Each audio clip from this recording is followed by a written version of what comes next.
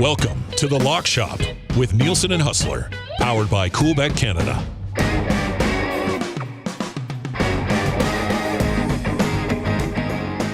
Guess I'll need that mic. I almost started talking without it. What a rookie move. It's 11:02 here in Edmonton. It's Edmonton Sports Talk. If you're listening on TuneIn or iHeart or EdmontonSportsTalk.com, please just tell your friends how easy it is. Send them a link. Send them something. Gager, what's up, buddy? Good to see you. Race week. It's race week. Did you mention it this morning at all? No, I didn't mention race week. Sorry, Gager. I was going to, and I thought, oh, maybe. Yeah. Sorry, man. My bad. My bad. I was just telling Trev, what a fun place. Everybody's rolling in. Everybody's happy. It's a Monday. That's terrific. That's what happens when the Oilers win a game against a good team on Saturday. It is the Lock Shop, brought to you by great partners over at Coolbet. You can text us anytime, 780-218-9999, or hit us up over in the Nasty Chat as well. If you were watching over on YouTube, hammer the thumbs up for us. And Penner's Pancakes in the house, knocked me out last night. He ended up finishing second in the poker tournament last night. Congrats to Bruce, the lighting guy, who did all of our lighting here in studio. He ended up winning the tournament. Raider Jesse finished third. The Schickster finished fourth, and I finished fifth last night. I spent most of the night like this, just a mess. I was panicking. It was a god-awful mess. But, man, that was a lot of fun. Join Huss. Huss is a final table guy himself. He joins us now. Huss, I've now joined you at a final table in the poker series. I have to say, what a run. Three, almost 4 hours last night for this tourney to get wrapped. Yeah, great work on the stream, by the way, last night. That was a lot of fun. If you haven't been in one of the tourneys or you're wondering how it worked, although, to be honest, I think if you watched the stream and saw some of the moves that Dusty was making, you would think that this was the most insane tournament of all time. Your willingness to say, you know what, I'm just going all in. Yeah, I was sitting back going, and obviously I didn't know what you had more often than not. Yeah. You know, you had your cards were closed, but listen, you were listening to a man that is not afraid of putting all of his chips in the middle. I will say that. I had the one where I was just like, I'm all in. And then it was with Raider Jesse, and I caught that. I was like after the flop, I was like, well, good run. Good time and then I hit the flush on the river, and I was like, I'm still alive. I'm not going anywhere. That was, and then the one time Reed Wilkins popped into the chat and was like, Dusty, all in, never fails. And I was just like, and you know what? Just as he said that, the flop came up like king 3-5, and I had a king, and I was short stacked. I was like, you know what, Reed? I am going to go all in, just like you said. And I was hoping somebody would call me, and I had the kings, but nobody called me that time, and I ended up taking down a little pot. But, hey, man, you're going to have to get lucky somewhere along the way to make a run in one of these things.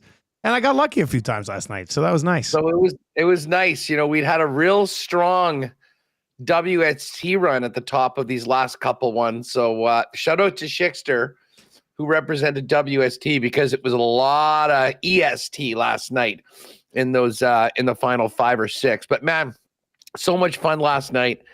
We'll look forward to doing it again real soon. And thanks to everyone that came out and joined us. Keep your ears open for the next edition of the Lock Shop Poker Tourney. I'm always interested. Like, I'm feeling daylight savings today, and I'm a big daylight savings guy. Yeah, I want us to have the extra light at night. It's great for golf in the summer, all that. So I'm not complaining, but I do wonder how this affects people that really have to work in the morning, like yourself. What was it? Did you even notice it today, or no? I think. What about LTE? Yeah, well, I know what Trev was saying. Trev was saying he felt it a little bit, but like I just sleep so little anyway that another hour, it doesn't matter to me. It's like whatever, like just get up and go. So. Like for me, but Hernan came in. The joke around here is Tommy. It takes Tommy like 2 to 3 weeks to recover from daylight savings. Like he'll be here. This is a classic Tommy. Tommy will be here like next Wednesday after there was an Oilers game and he went to Kelly's till 3 a.m. and he was hammered drunk. Tommy would be laying on the couch the next morning at like 11 and he'd be like, "Oh, daylight savings," and we're like, "Come on, man." But Hernan was feeling it a bit today. Hernan was like, daylight savings. I know. I don't know, man. I literally never, it never changes anything for me. It's just whatever. Let's just keep going. So, yeah. Well, there's a lot to get to coming out of the weekend. Obviously, we got to dive into. We kind of got to get to the Brier because we were watching the final of the Brier while we were playing poker, right? And Matty Dunstone, buddy. I mean, there was no room for error in the Brier final last night, like none. And he made a mistake and didn't seem like he recovered after that. Huss. That was it. I kind of went into last night's game feeling like I had already won. Because if you recall, at the beginning of the tourney, we went through the entire slate. And at the end, you know what? Trusting Evdog and the bookies at Coolbet was a smart move on my part. Because, I mean, you'll remember when we first saw those odds, and we were like, wait a second, Gushu? Yeah. Third? At plus 450? And we saw that number go to 4 and then to plus 350 as we got closer to the event. But, I mean, there were clearly the two teams that were going into the tournament looked like they were the best in Canada. It was Jacob's team and Dunstone's team.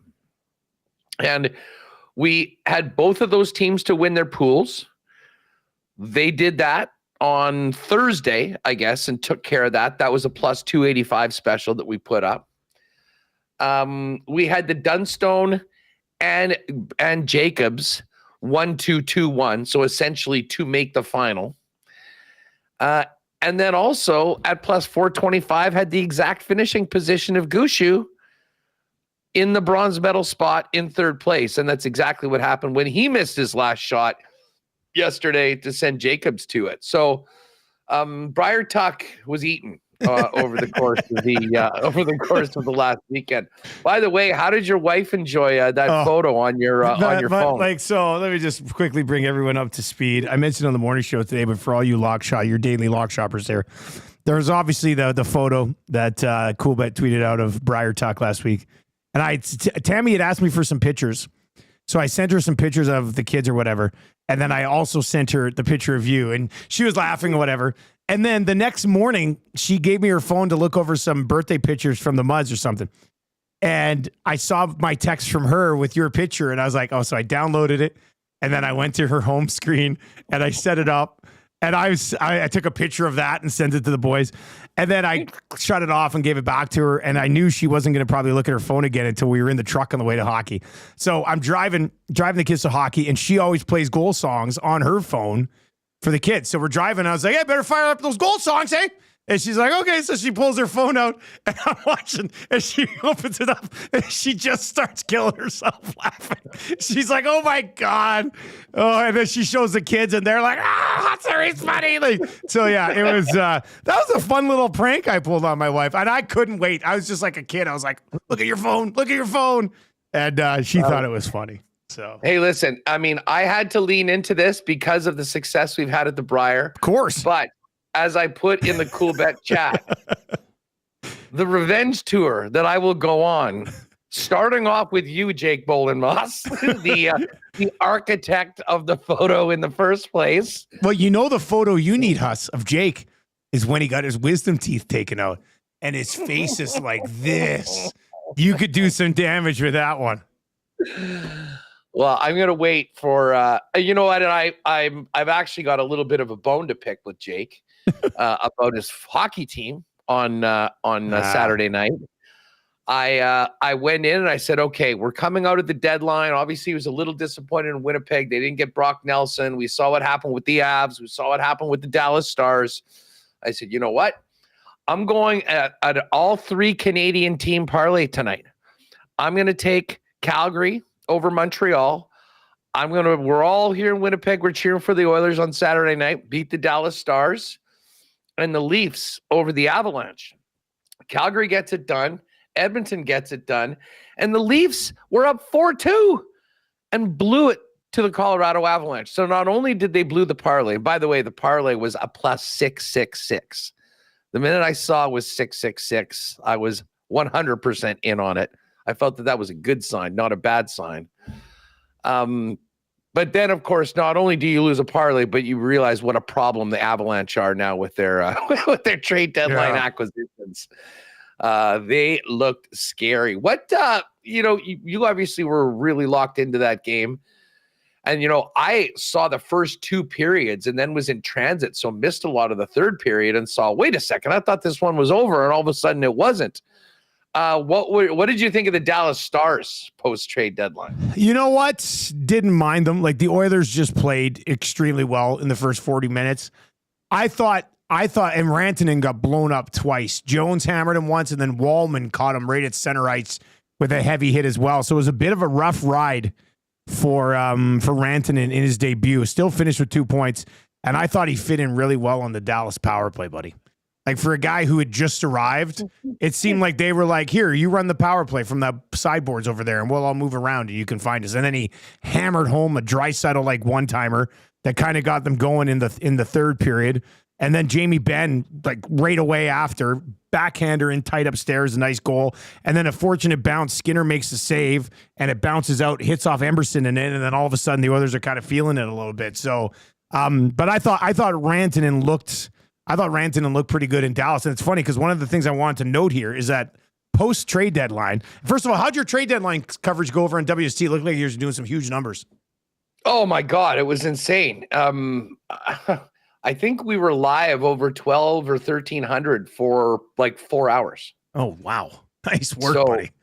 Like, huge, it was show 10K by the end of the show. And listen, there was a lot of, was a big day for the Jets, for sure. It was a big day, but everyone kind of expected to be bigger. So, I mean, it was, listen, like coming out of the game on Thursday night, great win by the Jets. And then like the Illegal Curve guys who do post game, they literally spent the first half hour of the show talking about Brock Nelson. And then we find out he's been traded to Colorado during the show. I mean, it was a collective kick in the nuts.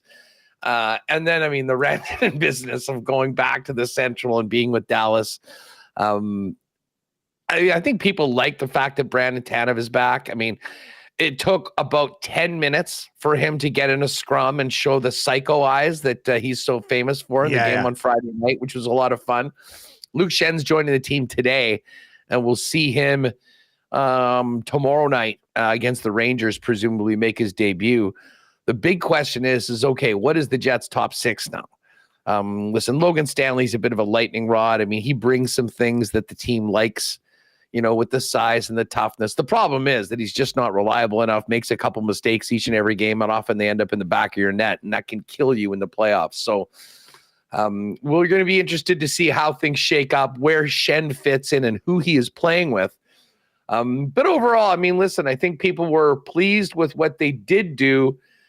It was more what the teams around them did and what the Jets weren't able to do that I think has made things, certainly a 3-horse race in the Central Division. I mean, I look at the Central with Winnipeg, Dallas, Colorado.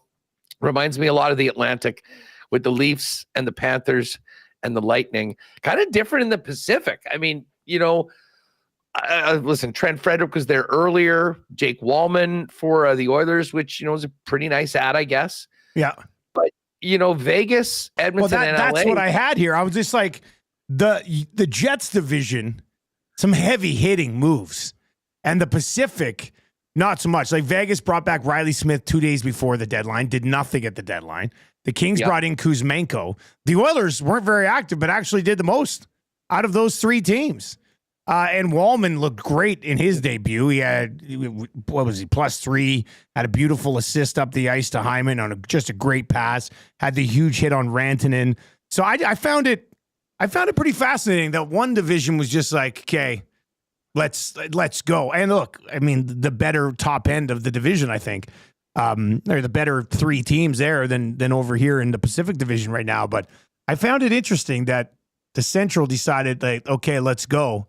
And the Pacific was like, I don't know. I don't know what it means in the end, but the one good thing that I'm trying to remind myself of, and many others, if you look at the deadline day deals of recent Stanley Cup champions, they've actually been quite quiet on deadline day.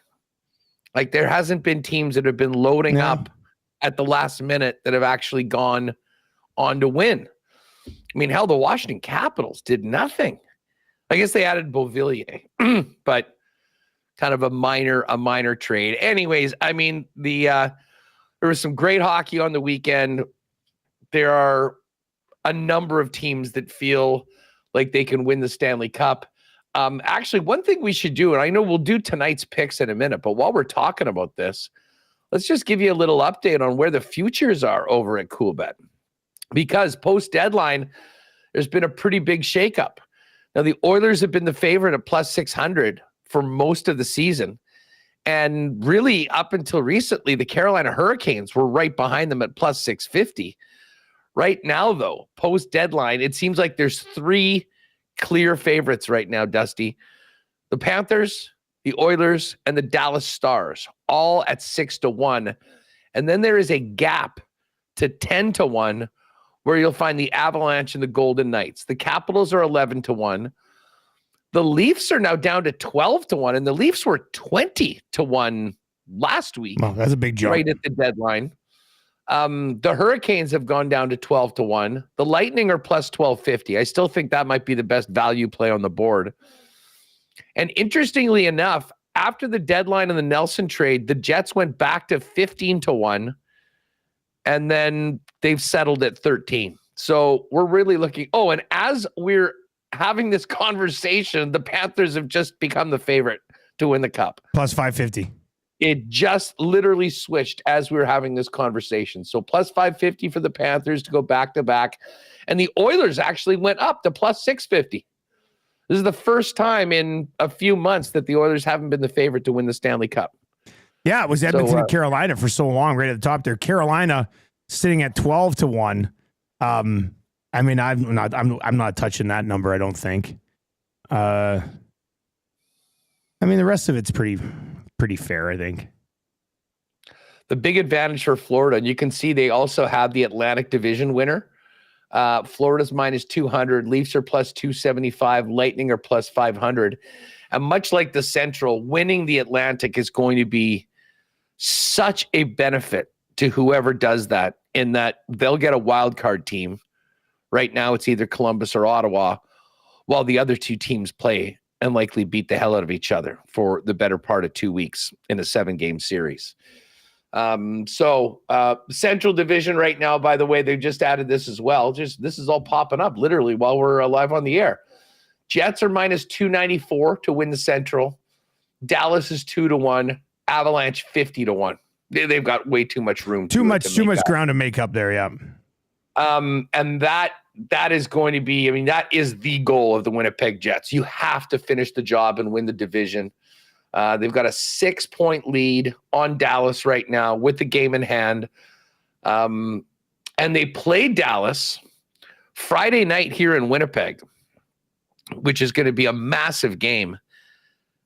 You know what is insane? The Dallas Stars don't play again until Friday. Really? They are off this entire week. They played last night in Vancouver, and they've got Monday, Tuesday, Wednesday, Thursday off. So you would assume that they went back to Dallas. Oh, yeah. Will practice for a couple, have an off day, practice for a couple days, and then come to Winnipeg for that huge game on Friday night. So in the meantime, the Jets have one more game before then. They got the New York Rangers tomorrow, and every one of these games is going to be important for Winnipeg as they look to finish the job to get number one in the Central, which is the number one goal. I think number one Central probably gets you number one in the West, and it may very well get you a President's Trophy banner as well. But the key for teams like Winnipeg that are in their situation, it's win the division and get a wild card team, and then allow Colorado and Dallas to go head to head, hopefully for 7 games. With a bunch of overtimes, and see what's left of that team, whoever is good enough. Because imagine that series, best of 7, first round, with what those teams just did, and the fact that Rantanen is on Dallas. Yeah. Rantanen against Colorado, like the ultimate revenge series. That would be incredible. I'm surprised that everybody was in on Rantanen. Apparently, Mitch Marner was asked to waive his no move. There's varying reports here at Edmonton. Were they very close on it? Were they? And it was crazy. Like the Rantanen conversation was pretty nuts on deadline day, and then the followed after it has been even more intriguing to me. Yeah, I mean, we'll look back at this saga, starting with the initial trade. Yeah. Well, starting with the negotiations. Let's not forget, He turned down more money with the Avalanche than he ended up signing with in Dallas. Now, I know people will say, well, it's the no state tax and all that. Yeah, sure. But I mean, if you're offered 12.6, like the same contract as McKinnon has to stay with McKinnon, you probably want to do that. But he's going to another really good team. But the side story is that they are going to be, like, after being a star, helping them win a cup, he's now going to be going up against Dallas 5-6 times a year in the regular season and potentially for another best of 7 every year in the playoffs. Can't wait. That's going to be a fun division to follow come playoff time for sure. 780-218-9999. 780-218-9999. I think I saw somebody over in the chat. Yeah, Penner's Pancake says, Huss, do you think Dustin Wolf can pull off the miracle upset in the first round? Hey, Winnipeg Jets, Hellebuck versus Dustin Wolf? No. But before we even get to that, both the Jets and Calgary have to get to that spot. Like, Dallas is so good. They've been winning. They've got Rantanen right now. I mean, the Jets are, like, a week ago it was 11 points. Now it's 6. Now there's a game in hand. I mean, you just slip up for a couple games with a hot team like Dallas, and the next thing you know, you're in a dogfight. So I don't want to think that is the goal, to be playing a Calgary or a Vancouver, whoever gets in. And I am really pulling for Calgary to get in. Not that I think that they're an easier out for the Jets, but I just think that they deserve it. They were written off at the start of the year. It'd be really cool for that team to make the playoffs. But as I said, you know, if the Jets want to do something and have a nice run in this playoffs, I think, you know, having a better opponent in the first round and getting through that would be huge for them, considering what's happened the last 2 years.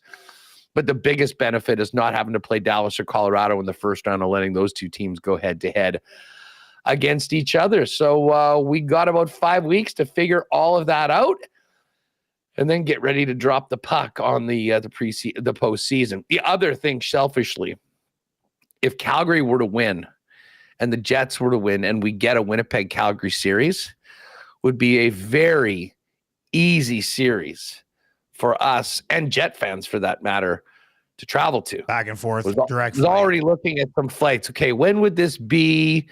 Can we book a couple things at a good price that we can change if we need to? So yeah, that would be the dream scenario. A Calgary series in the first round, whoever in the Central round 2, and then, as we mentioned, and we've got all the exclusives, the Lock Shop Bowl in the conference finals, Winnipeg versus Edmonton, guaranteeing a Canadian team in the finals. And but as they say, that's a long ways away right now before we start talking about that. Let's dive into the NHL slate tonight. There's just 4 games. Then we'll talk some golf. We'll talk some NFL receivers being moved. We'll get into that. Hey, lots more to get to. We are burying the lead a little bit. Russell, like, for all the wins. Russell Henley, 50-1. Russell Henley, 50-1. Russell Henley. And you know what was funny? I gave out Hideki, Shane Lowry, he was the leader after going into the weekend, I think, and he was at 50-1. And then Russell Henley, who Patty had been on a bunch, and I decided to pull the Russell Henley banner this week, and yeah, it worked out. 50-1 golf winner if you were with us on the Lock Shop last Wednesday, and we'll be coming back around to it this Wednesday. Also, I mean, let's just hit this now because this wasn't going to hit. I was going to hit earlier. Jake just sent this to us. The Big Swing Profit Boost. Get ready. A 30% profit boost weekly on golf with the Big Swing in the promo section. There's that Huss look. I love it, though. You've got my attention. Yes. Take a big swing with Coolbet. 30% profit boost on golf from now until the Tour Championship. You will get 30% profit boost every single week on any pre-tournament golf market at Coolbet. No opt-in required on this. So whether you want to back a dog like Scotty or Rory, or big dog like Scotty or Rory, or a long shot, just use this Big Swing profit boost. 30% on Golf Huss every single week. We'll dive into that again on Wednesday when we have Patty on and stuff. But yeah, 50-1. I mean, I'll take an outright dub. And Seb Straka hits the top 20, easy peasy. You had him the week before. I went back to him again. The play of the day is now 9 in a row as I turn it back over to you, Huss. We got to keep this thing rolling, buddy. Yeah, obviously, just with everything going on the deadline on Friday, no pick was made. So we do have, by the way, shout out to Big Cat, who is now 16-0 in March. We started a week later, but the lock shop is 9-0 right now. Listen, I got up this morning, I threw 32 thoughts on, and I started grinding on the games tonight. I'm like, okay, this isn't just the play of the day. This is for us to get to double digits. So I'm feeling the pressure. I'm feeling the pressure to keep this thing going and make it 10-0. But we will get all that out. And just speaking of golf and that big swing profit boost, what a great week to introduce it, because it is the Players' Championship. TPC, Sawgrass, the iconic course, probably the best tournament to watch every year from a viewing standpoint. Because they have it, it's the headquarters of the PGA Tour. They have cameras. The technology at this course is second to none. I do believe we'll be able to watch every single shot of every single golfer in the tournament. And listen, we all remember the Island Green, the 17th hole. I mean, it's we'll have all the big boys out for this one, and we'll have the best in viewing options. So Wednesday, we will dive into it. I've been nibbling around the periphery the last 2 or 3 weeks. Well, not so much this week. Justin Thomas, Saturday, I get up in the afternoon, I'm doing whatever. I go over to the computer. I fire things up, and oh my God, look at JT. 3 early birdies. He's 1 shot off the lead. After that, he just absolutely blew up. He had bogeys on the front 9, more bogeys on the back 9, and ended up, I think, going 74, 76 and not even being in the mix at the end of it. But maybe I was a week too early on JT. Maybe I'm going to have to think about JT for this weekend because, 74 and 76, finished +3, was at -8 at that point. So a little bit of a different disappointing one. And, of course, he and Hideki, who were on the outside. And Ludwig Oberg, too. I mean, Ludwig had a great start. He had a 77 on Saturday, finished with a 68. So a bunch of our guys were just outside of that top 20. But we'll be getting it together for hey, by the way, you got your Xbox hooked up at all? I just bought another new controller actually yesterday. My other one had kind of died out, and Marshall we play college football and we play NHL 24 against each other. And my controller's at the point where like my guy would get the puck in hockey and he wouldn't skate. He'd just sort of sit there. And then all of a sudden he'd just like slap it down without me touching the controller. So I went and got a new controller yesterday. And we played last night a little bit. I hung in there with him pretty tight. But yeah, so anyway, I got the Xbox fired up. Gotta have a good controller. Have a good controller. I bought it's called the Electric Volt. It's like bright green. It's pretty sick. I would suggest you pick up PGA 2K25. Oh, I've seen the ads for that circling around out there. So good. So good. And I know Remus and I are going to probably get into a stream or two of that. So we may need to get you involved in that as well. That's your big thing. Hey, like you're a golf video game guy. Yes. Well, sports games in general. I'm not as good. Like I used to be good at hockey. I'm not anymore. And I don't know, after getting just mentally and verbally abused by 13-year-olds online, I took a step back. I took a step back from hockey. Madden, I love. College football, I got this year. College football is a great game. Great game. But basically, ever since the pandemic, I started playing that Golf Club 2019. I remember you talking about that. And it was so cool because you could design courses and other people would design courses. And the guy, like this company, HB Studios, that basically is the architect of what is now PGA 2K25. It's like a tiny little office of dudes in Lunenburg, Nova Scotia. And the popularity of that game got them to deal with 2K for 21. And then every 2 years, they've cranked it out. Now, Tiger Woods is on the cover of it.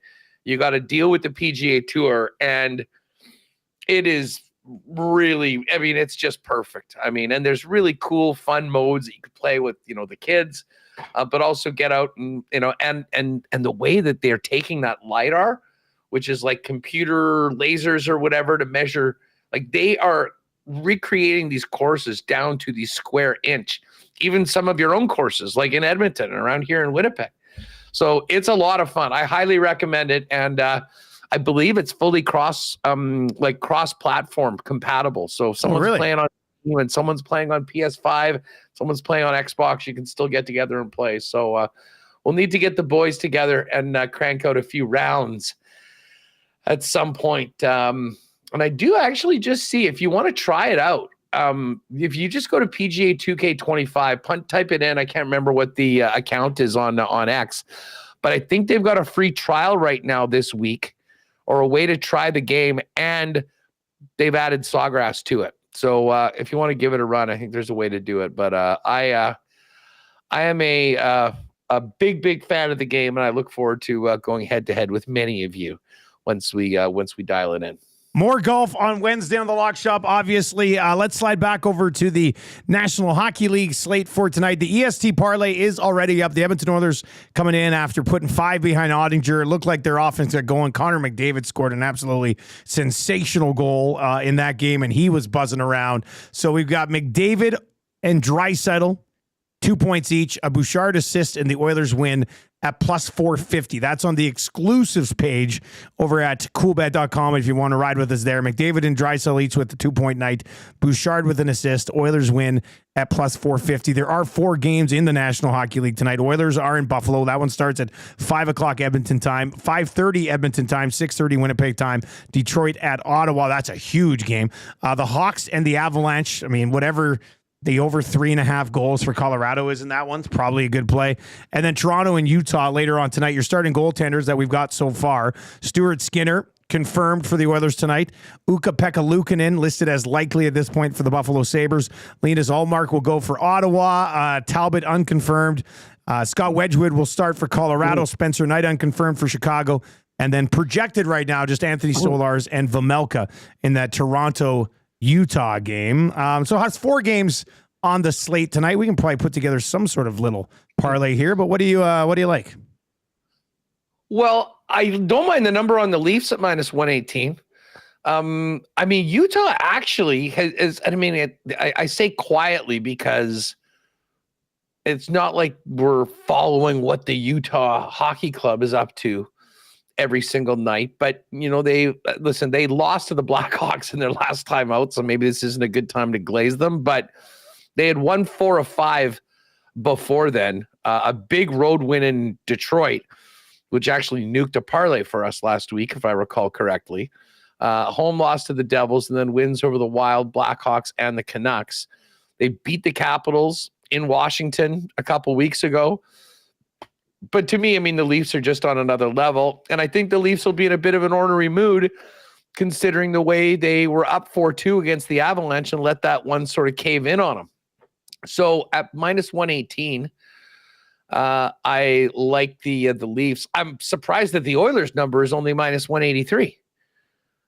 Yeah, me too, actually, a little bit. I was expecting minus 225, minus 230 or something like that. So maybe they know something. I mean, what that does is, like, with the minus 183 on the money line, if you like the Oilers to really take care of business against the Sabres tonight, minus 115 on just a regulation win. Now, they've played some close ones. We looked it up this morning. Last 5 games, 3-2, 8-2, 3-2, 3-2, 4-2. So Buffalo's, like, they got spanked last year one time. But yeah, the minus 183, usually that number would be in the 2s. You are right. That's an interesting one. Yeah, that just kind of caught my eye. I was expecting the number on the Oilers to be considerably higher. But I mean, if you look at like the Buffalo Sabres come into this game, losers of 6 in a row. They lost to some good teams during this 6-gamer. They lost 4-0 to the Panthers. They had a 6-5 loss to the Lightning. They lost 5-2 to the Hurricanes. They also lost back-to-back games to the Montreal Canadiens and a 6-2 home loss to the San Jose Sharks. So I don't know how you could like anything other than an Oiler win. What's Oilers in reg, did you say? Minus 115. Interesting. Okay, so if we put that there, if we put Oilers in reg, and the Leafs are now down to minus 116, interestingly enough. That has just changed. And I'll tell you what, I'm totally in on the Ottawa Senators right now. What a comeback win they had on the weekend, on Saturday afternoon. And that, I don't know how many of you caught Brady Tkachuk's interview with Claire Hanna afterwards. He was fired up, eh? Oh, the fans are chanting his name, and he's God. I mean, you just kill to have that guy on your team. Luckily for Ottawa, they've got a few more years on that contract before they got to figure that out. But anyways, I mean, at home, building off their last few games, another playoff type game against Detroit. They'll be desperate, but I like Ottawa on that one. So yeah, I mean, Edmonton money line, Sens, Leafs. I don't really have much to say about that Colorado Chicago game because the Avalanche are a minus 526. Yeah, like favorite. I said earlier, I was like, take whatever. Like over 3.5 goals for Colorado in this game is still just minus 175. Like they're gonna score 4, 5, 6 goals in this hockey game, I would think. So minus 1.5 puck line is minus 172. Yeah, well, they've been rolling. I mean, they've been scoring goals in bunches too. So what do we say? The Leafs, the Sens, and the Oilers get you to plus 364. And if you put Oilers in reg, oh yeah, that's right. Sorry, yeah. it gets us to plus 460. Oh, whatever. Before a boost, so we can take that over 5. You gotta love that one. Okay, well, let's do that then. So Oilers in reg, and then Sens money line and Leafs money line, and a little Canadian 3-gamer here tonight, and that'll come up in the combo cards at the top of the page for Coolbet. And you can ride with us there. You'll see it pop up. What else do they got there right now? They got a super boost, Marner point, Draisaitl point, plus 100. That's not bad. The Canuck combo, McDavid over 1.5 points, SGA over 29.5 points. Another MVP battle between him and Jokic. Shots. Hyman over 2.5, DeBrincat over 2.5, Gunther over 2.5, plus 455. Wallman point, Jake Sanderson point, Cale Makar point, plus 501. That one intrigues me a bit. And then Brady Tkachuk, Nathan McKinnon, and Austin Matthews to score tonight, 9-1. So they've already got some others up there, but that's where our partner parlay will pop up as well on the combo cards. Mitch Marner plus 210 to score tonight. He's got a hot stick these days. He had 2 against Colorado the other day. Matthews is even money tonight at plus 101. Just trying to find a good line here on what I'm going to need to do for this POD to keep it rolling tonight. Some interesting shot props in this game. Marner over 2.5 plus 123. Tavares over 2.5 plus 117. I always like those plus money numbers if possible. Matthews over 3.5 shots is minus 115. And then I don't know. Have you gone through what do we got here for this Edmonton game? Draisaitl plus 108. That might be a nice easy little play of the day there. Draisaitl goal at plus 108. Is that what you said? I'm thinking about it. I think what's the McDavid over 1.5 points? Because he was absolutely light. That's plus 105. Same type of thing. McDavid was flying last game. Like he looked really good. That was his best game, I think, in over a month. So like since 3-4 Nations. Yeah, since before then. Like he was in it. He looked absolutely terrific. So that was a nice little number as well. Anything else on the hockey tonight? I want to talk about some of this NFL movement with you. Yes, by the way, if you do think the Oilers are going to beat the daylights out of the Buffalo Sabres, plus 230 on Oilers, minus 2.5.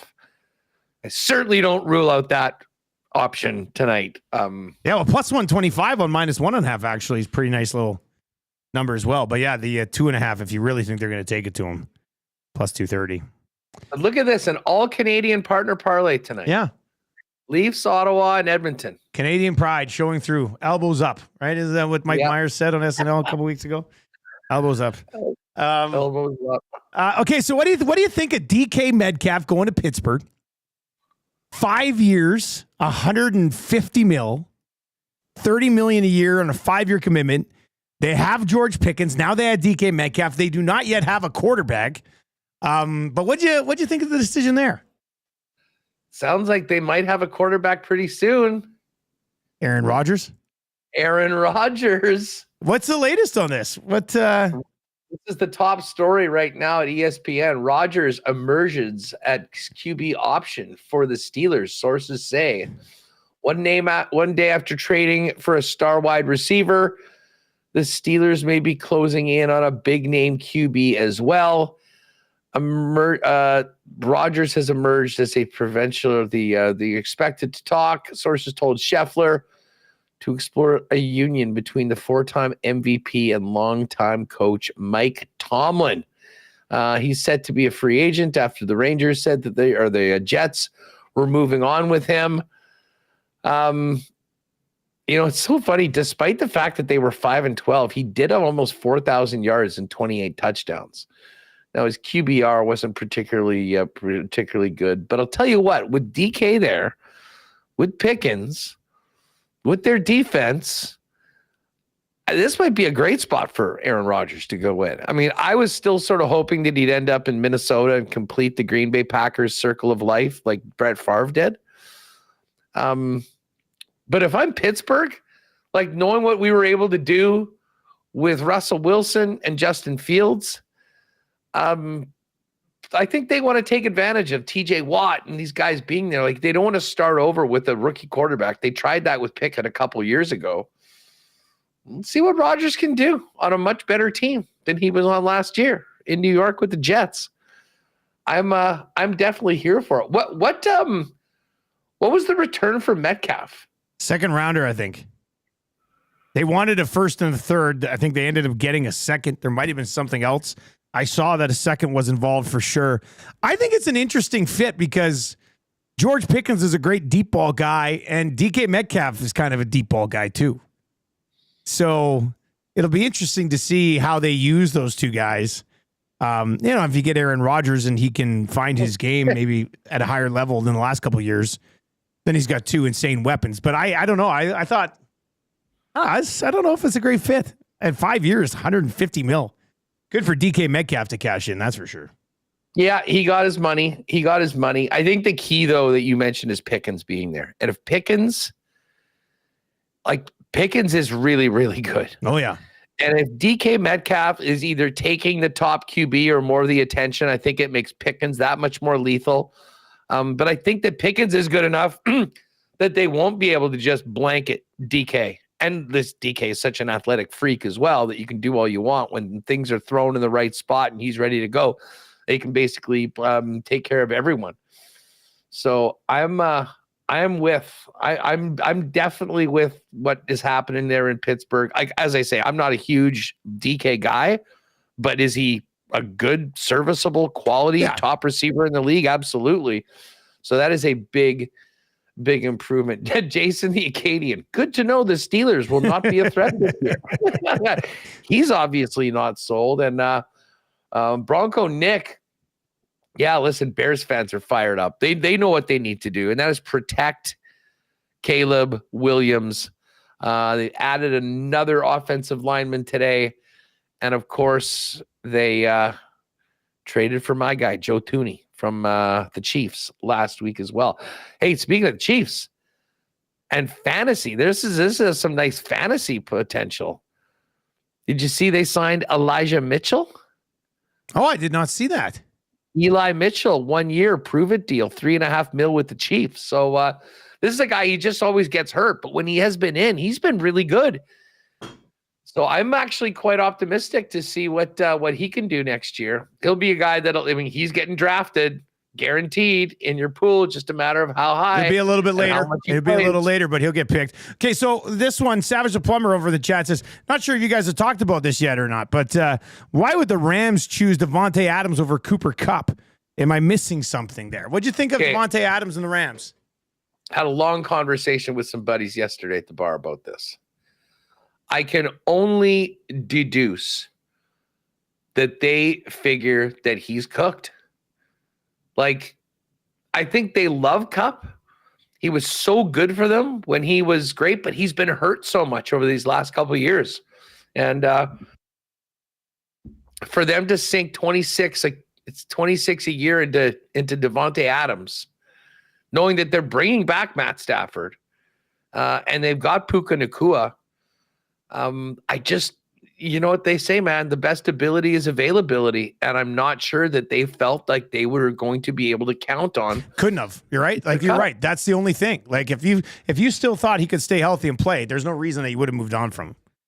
And then to get Devontae Adams will be interesting. I mean, nice setup for Stafford. You're throwing a Puka Nacua and Devontae Adams, man. You got to be pretty happy with that. And then you got Kyron Williams at running back. And we saw the Rams. They started slow last year, but they played really well in the second half of the season, right? So we'll see what they can do. Yeah, once he got Puka back particularly, and Kupp, but Kupp for the last 2 years has come in and just hasn't really done anything. Like, I think he's probably just attracted attention from DBs, and that's probably why they've had him in there. But overall, there hasn't been any consistent run of Cooper Kupp like at the level that he was 3 years ago. Mark says Kupp is cooked. McVay gave a straight answer that there's zero chance he's around next year. We haven't talked about Geno Smith to the Raiders yet either. I was just about to say. So DK Metcalf's in Pittsburgh, Geno Smith's in the Raiders. And if there's any Seahawk fans in the chat, I would love to hear your take on this. I think I saw this morning they said that Sam Darnold might be the leading candidate to take over the Seahawks position. Sammy Darts is rumored that he is going to Seattle. We'll see whether that happens. But when you bring in Sam Darnold over Geno Smith, okay, I guess you could say maybe that's an improvement. But I mean, you're not fundamentally changing it. And then you take away their number, and Lockett's gone. DK Metcalf is gone. Hey, it's a great thing for JSN owners. I'll say that. Yeah. He's going to probably get about 300 balls thrown at him. Heavy targets this year. And it's nice to get an extra second and an extra third round pick. They must be really horny for the guys in the draft this year and want to have those picks because it's hard to imagine the Seahawks being better, and they're already in a really tough division.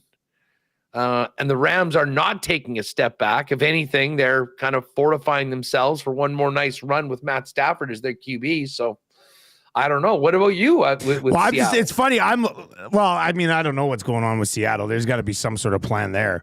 I was just thinking about like the Raiders decide. And was Geno Smith under? Did they have to give him a new deal, or was he under contract and they just took it on? They just took it on. Okay. Yep. I'm just looking at some of the reaction on Twitter from this. This one says Geno Smith is an actual stopgap quarterback that can play, but I know Raiders fans will say he's complete trash and then compare him to Gardner Minshew. This one's Geno Smith is a terrible quarterback and should not be an option for the Raiders. Haven't really heard anything with sorry ass Minshew. So like those are back-to-back tweets where one guy's like, Geno can play, but Raiders fans are gonna say he's trash and compared to Minshew. And then the very next tweet I see is he's trash and they didn't learn anything with sorry ass Minshew. So I don't know. We'll see. I mean, can he get the ball to Brock Bowers? That's all I care about. Get the ball to Brock Bowers. And you know what? Geno, from a Brock Bowers fantasy owner perspective, I don't mind the Geno Smith signing. Yeah, like Geno Smith should be able to get the ball to Brock Bowers. And they don't have a ton of other options there. So it could be a huge fantasy season for Brock Bowers. Listen, let's not forget the Raiders are still in a division with the Chiefs and the Broncos and the Chargers, who all seemingly have their long-term quarterbacks set right now. They have all got elite coaches. So, I mean, the Raiders, I think, are going to be the Raiders until they either bottom out and get like an Arch Manning next year to come in and be that guy, And who knows, that might be the plan, to come in and just have a really, really underwhelming year, get a high pick that quarterback, and then move forward. By the way, is Brady going to be allowed to do games next year? Have they determined that yet? I'm pretty sure he is. Yeah. What a joke. I mean, he's basically the part owner of another team. Yeah, no, he is. He was meeting with Matt Stafford. Yeah. Out in Montana about potentially coming there. Like that might be the biggest conflict of interest in media history. The NFL doesn't seem to care because it's Tom Brady, man. Like that's how they have it set up. So, I mean, he got a little bit better as a broadcaster throughout the year. I still didn't love him being the guy on the big one, but he was better later in the year than he was early in the year. That's for sure. Yeah, definitely. I can't wait to see what happens with Greg Olson. It's coming up on WST today, Huss. What do you got today, man? Well, we are going to pick apart the aftermath of the trade deadline. Our buddy Dennis Bernstein's going to come on. So what has the reaction been like? Has people been like, because here in Edmonton, it's like what they did, but did they do enough? Is it similar in Winnipeg?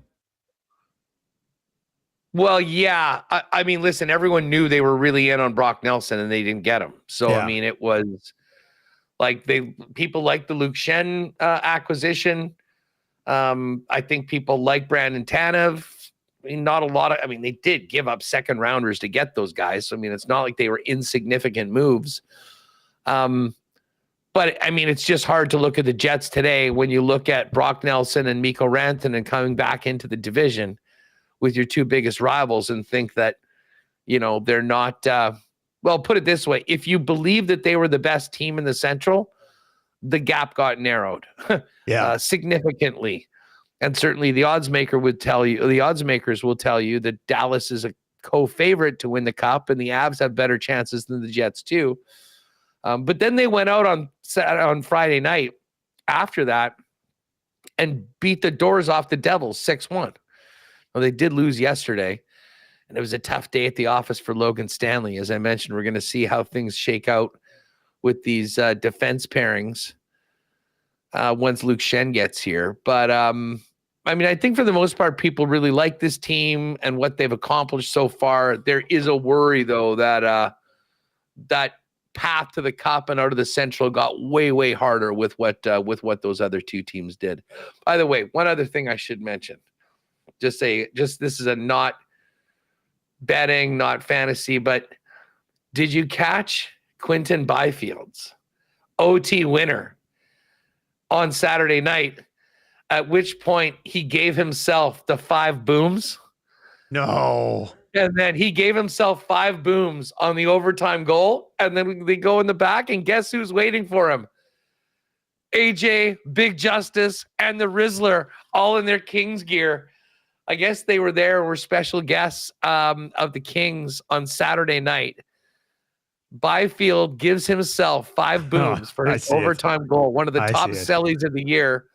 And then I guess the reasons why we're there is that Big Boom AJ was in the ring in AEW Revolution the following night, and he did confirm that Big Boom AJ, Big Justice, and the Rizzler are all under contract with AEW. So more appearances with Costco guys in the squared circle. Apparently, Big Justice, who is 11 or 12 years old, performed a spear again on one of Big Boom AJ's opponents. And the Rizzler is like 7 or 8. So I don't think he got in and did anything. He was a little meek when he was banging the drum at the Kings game. He got into it a little bit more later, but then he just did the Riz face. The fans went crazy, and the Kings won an OT, and Quinton Byfield gave himself 5 booms. It was quite a night. Oh, I didn't need any of that. The final 2 minutes of lock shop, but we got it anyway. All right, that's going to... You get a doom for that then, Dusty. Yeah, I know. Sorry, man. It's a big doom. I don't know if it's a doom or a boom. I don't know what's going on. All right, that's gonna do it for the Lock Shop today. Winnipeg Sports Talk fired up over on the WST channel. That'll be happening in 4 minutes. We got the oil stream right here on a game day against the Buffalo Sabres. Lots to recap from the weekend and still the deadline as well on the oil stream today. But yeah, thank you very much for joining us today. Best of luck if you're riding with us tonight. Huss, good luck on that Lock Shop play of the day. Let's make it 10 in a row. Hey, no pressure. Yeah. Get it done. Stay tuned for that one at Coolbet Canada. Make sure you're following it. We'll have it out in a few hours before the games go tonight. The quest to go 10-0 and keep this perfect streak rolling. Best of luck tonight, everybody. We'll talk to you tomorrow.